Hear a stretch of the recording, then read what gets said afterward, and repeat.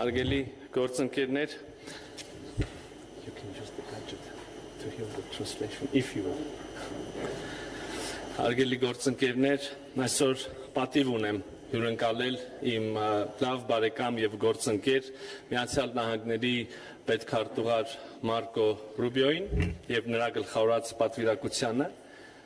Մեծարգո պարոն պետքարտուղար, ցանկանում եմ շնորհակալություն հայտնել ձեր գերհագեցած օրակարգում աշխատանքային գրաֆիկում Հայաստան այցելելու եւ այս կարևոր պայմանավորվածությունները կյանքի կոչելու համար ժամանակ գտնելու համար։ Ձեր այս խիստ բովանդակալից այցը վկայում է մեր երկկողմ կապերը հետևողականորեն ամրապնդելու Երևանի եւ Վաշինգտոնի աներեր հանձնառության մասին։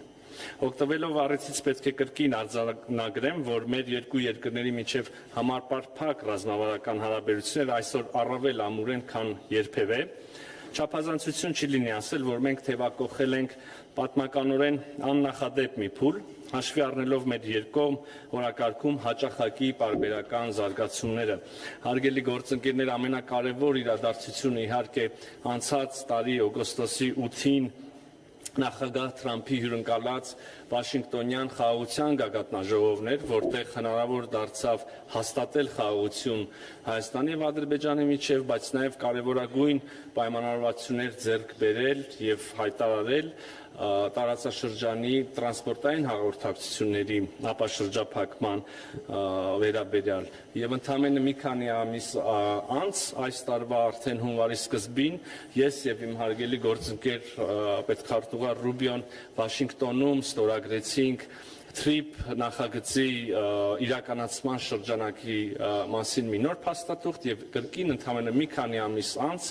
այսօր մայիսին Երևանում մենք կարողացանք նախաստորագրել արդեն միջպետական համաձայնագիրը TRIP ծրագրի վերաբերյալ։ Իհարկե սա չի ծածկում այն ամբողջ ճանապարհը, որ մենք այս ամիսների ընթացքում, մենք տարվա մի քիչ պակաս ընթացքում միասին անցել ենք, մենք ունենք արդեն ստորագրած եւ ստանձնած հանձնառություններ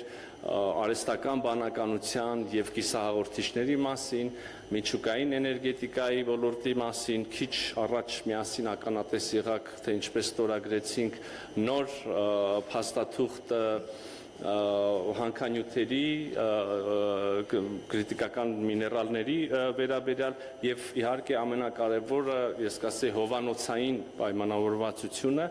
մենք եւ պետքարտուղարի հետ միասին քիչ առաջ մեր ռազմավարական գործընկերությունը բարձրացրեցինք նոր մակարդակի, վերանվանելով այն համապարփակ ռազմավարական գործընկերություն եւ խնդրում եմ մի փոքր ուսումնասիրություն անել եւ համեմատել երկու փաստաթղթերը, հուսամ կտեսնեք, թե